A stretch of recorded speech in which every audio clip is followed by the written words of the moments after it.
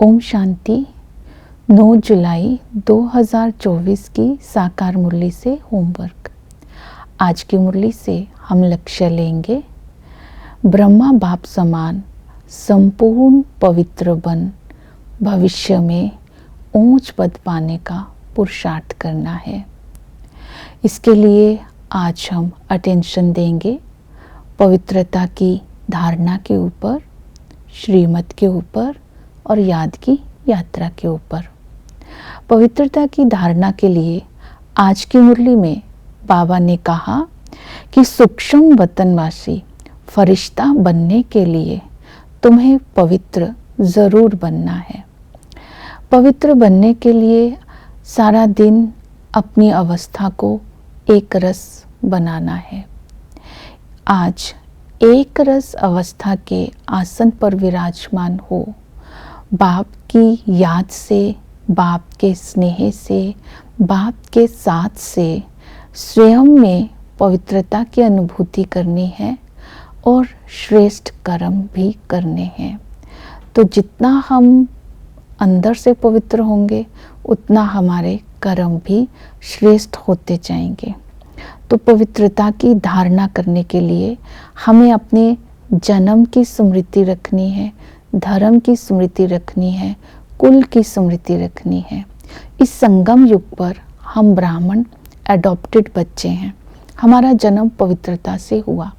हमारा धर्म है आदि, अभी है ब्राह्मण धर्म, फिर हम बनेंगे आदि सनातन देवी देवता धर्म के। और इस समय हमारा सर्वोत्तम कुल है, सर्वोच्च हमारा धर्म है, सर्वोच्च कुल है। ये सभी स्मृतियाँ पवित्रता की धारणा करने में हमें मदद करेंगी। पवित्रता की धारणा करने के लिए ये बार बार ड्रिल करनी है, हम ब्राह्मण सो फरिश्ता सो देवता। क्योंकि तीनों के संस्कार जब आत्मा के अंदर आते हैं तो वो सर्वगुण संपन्न बनेगी, दैवी गुण धारण कर सकेगी।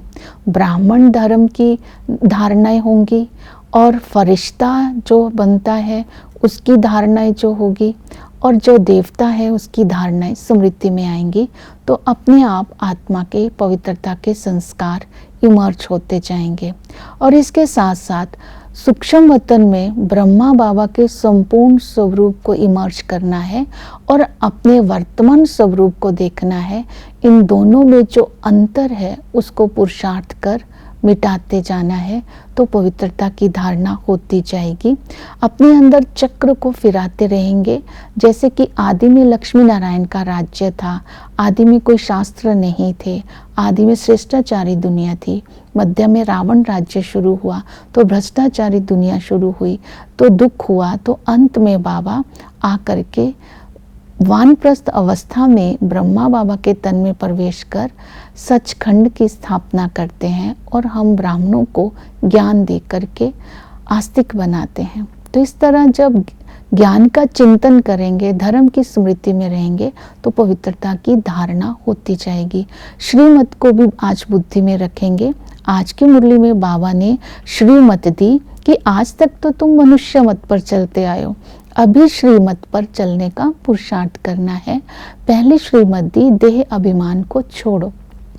देह अभिमान उल्टे कर्म करवाता है। देही अभिमानी बनो, क्योंकि बाबा ने कहा देही अभिमानी बनेंगे तो विकारों को छोड़ते जाएंगे और दैवी गुण धारण होते जाएंगे। तो आज दैवी गुणों पर भी अटेंशन देनी है। बाबा ने कहा ड्रामा में मूंझना नहीं है, ड्रामा के राज को बुद्धि में रखना है और बाप को भूलना नहीं है। ये श्रीमत को बुद्धि में रखना है। अपनी बुद्धि को हद से बेहद में लेकर के जाना है। हद है शरीर और बेहद है आत्मा। जब हम आत्मा भाई भाई की स्मृति में रहेंगे तो अपने आप ही पवित्रता की धारणा होती जाएगी। फिर बाबा ने कहा श्रेष्ठ कर्मों से और बाप की याद से हिसाब किताब को चुकतू करते रहना है, तभी हम भविष्य में ऊंच पद पा सकेंगे। और हमने जो दूसरों की कमियां हैं, जो अपनी आत्मा की कमियां हैं, अब उनको बाप की याद से समा देना है, मास्टर सागर बन जाना है और रत्नों को दूसरों को बांटना है। जब रत्न हमारे अंदर आते जाएंगे तो आत्मा प्योर बनती जाएगी। ये डायरेक्शन को ध्यान में रखना है। Hear no evil, see no evil, talk no evil. तो इस तरह हमारी कर्म इंद्रियों की पवित्रता होती जाएगी। फिर इसके बाद बाबा ने याद के लिए हमारा अटेंशन दिलवाया। अपने को आत्मा समझ मुझ बाप को याद करना है। याद से पाप कट जाएंगे। याद के बल से ही आत्मा के अंदर जो किचड़ा भरा है वो निकल जाएगा और याद से ही हम अपने हिसाब किताब को चुकतू कर अपने घर जा सकेंगे। तो याद करने की विधि है आत्मा की पहचान और परमात्मा की पहचान। तो जब पहचान होगी तो संबंध होगा तो याद होगी। तो आत्म अभिमानी बनने का अभ्यास करना है। मैं आत्मा छोटी सी हूँ, मैं आत्मा परम धाम निवासी हूँ। ब्रह्मांड में आत्माएं स्टार मिसल दिखाई देती हैं। आत्मा में ही 84 जन्म है। आत्मा एक रॉकेट की तरह है। आत्मा अविनाशी है। तो इस तरह आत्मा का चिंतन करते रहना है। अब दूसरा है, आत्मा ने 84 जन्म लिए, अभी ये ज्ञान किसने दिया? परमात्मा ने।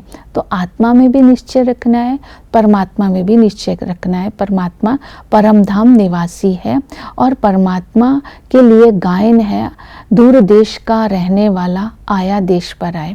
तो इस संगम पर परमात्मा ब्रह्मा के तन में आकर के हमें ज्ञान और योग की जब हम धारणा करते हैं तो वर्षा देते हैं।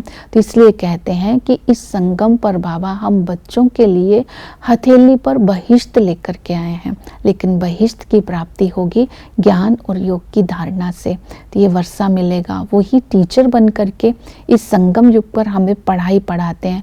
इस राजयोग की पढ़ाई से हम विश्व के राजा बनते हैं, राजाओं के राजा बनते हैं।